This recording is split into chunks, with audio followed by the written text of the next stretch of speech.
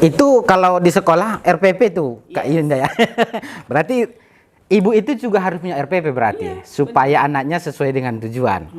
Lalu ini kan pengetahuan yang sesungguhnya bukan baru, tapi mungkin belum tersentuh.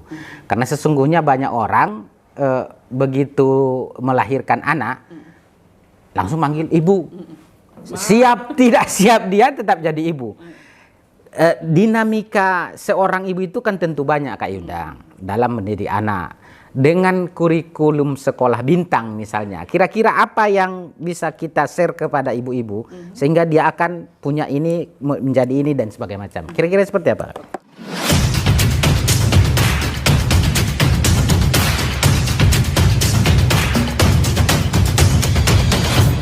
Oh gitu.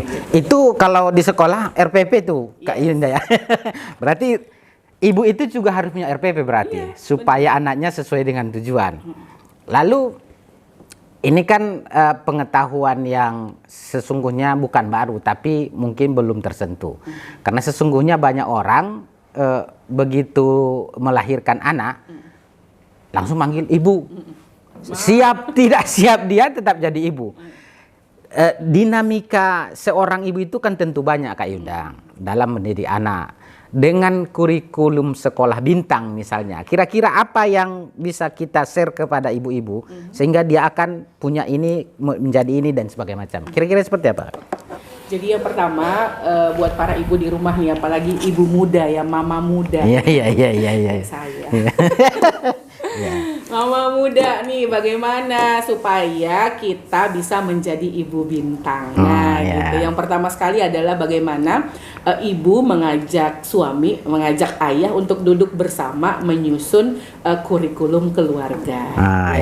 Jadi nggak bisa ibu sendiri yang duduk tulis di kertas kurikulum keluarga, nggak bisa karena anaknya kan milik berdua. Buatnya juga berdua.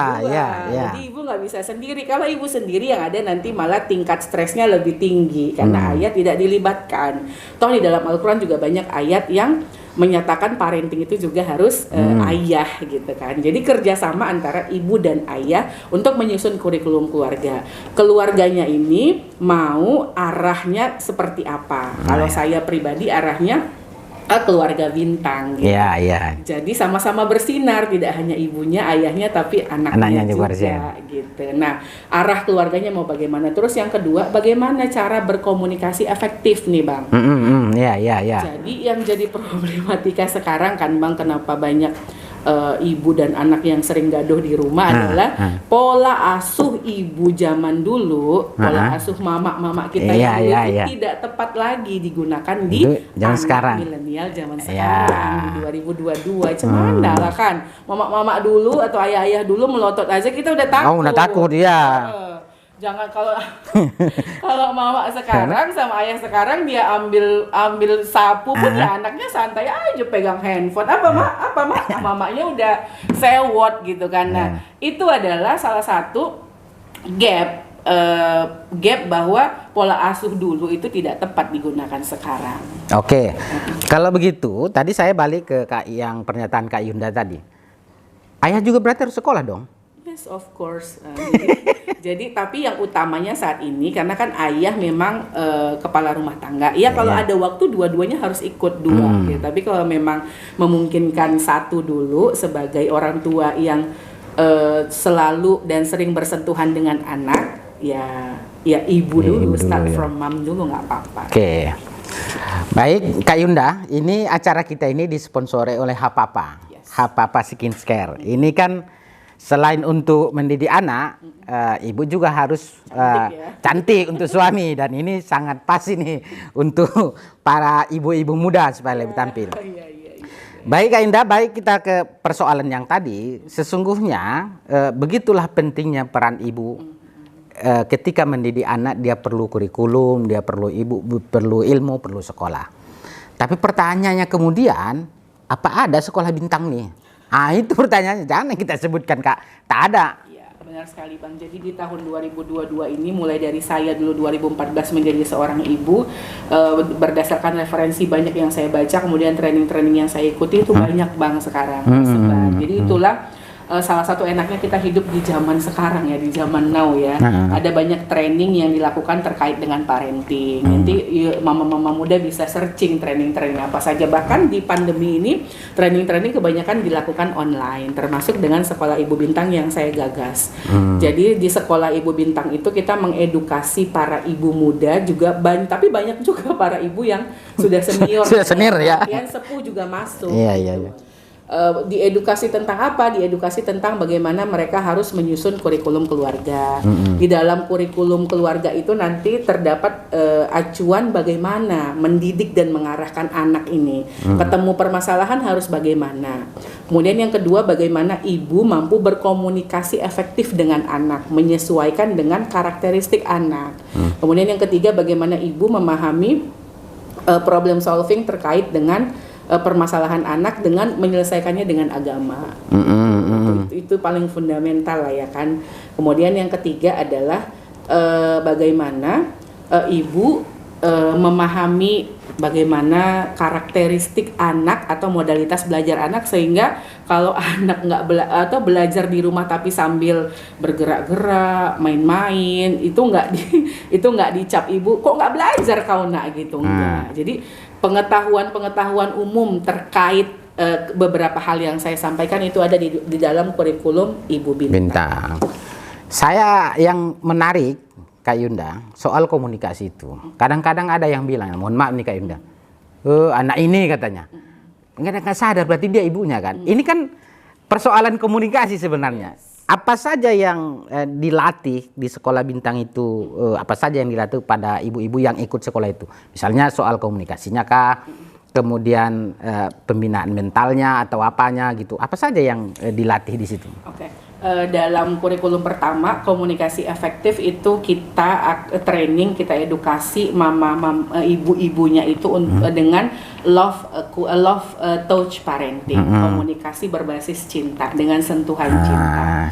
Jadi intinya nggak banyak teori sih di Sekolah Ibu Bintang, banyaknya praktek. Intinya itu love touch parenting, mak gitu kita bilangnya gitu, mak, bu, kayak mana ibu ingin dikasihi atau dididik di rumah, kayak gitulah buat sama anak ibu. Basicnya adalah love, cinta, buat dia merasa dicintai. Maka bahasa yang keluar dari mulut seorang ibu adalah bahasa cinta gitu. Sesuaikan saja dengan kondisi anak masing-masing. Kan saya nggak bisa sebagai pemateri, misalnya saya nggak bisa samakan anak saya di rumah dengan anak ibu A. Jadi fokus poinnya adalah love touch parenting. Sentuhlah dia dengan bahasa cinta. Utamakan tidak menggunakan bahasa-bahasa negatif. Jadi always positif. Bahasa cinta itu contohnya apa Kak Yun? Ya misalnya kalau mau suruh mandi misalnya, ya kan?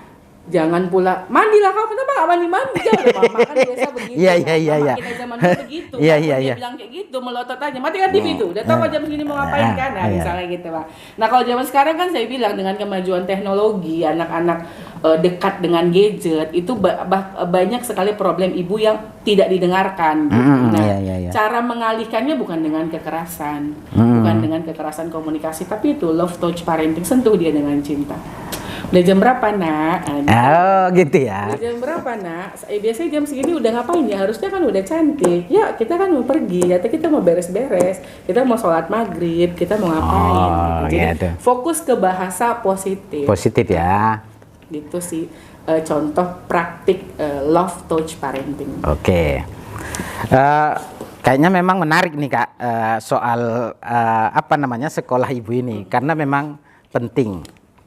Tapi satu hal yang mungkin kita perlu sampaikan, kalau misalnya Kak Yunda sudah berhasil dengan Sekolah Bintang, tentu ingin menularkan kebaikan kepada orang.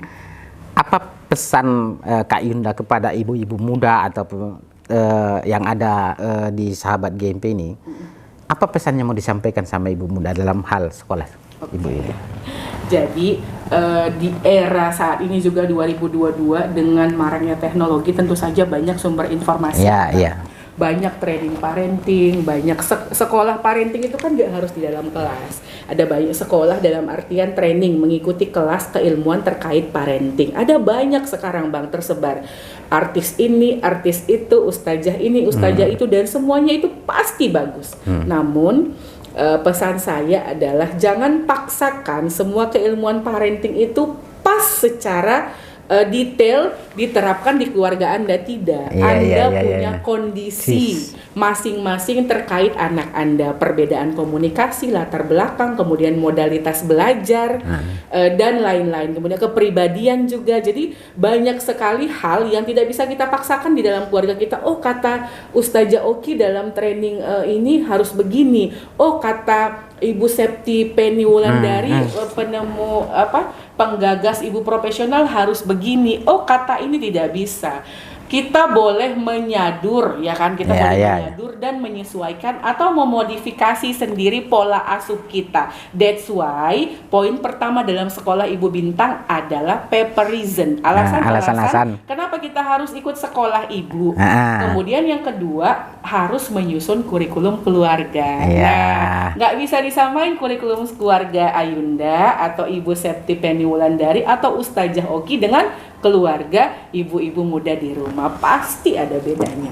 Maka sesuaikan saja gitu. Jangan paksakan. Oh, artinya kurikulum pendidikan yang harus kita bangun itu sesuai dengan kondisi rumah tangga dan anak kita ya Kak ya? Of course. Kalau di sekolah kan namanya dulu KTSP ya. KTSP, iya.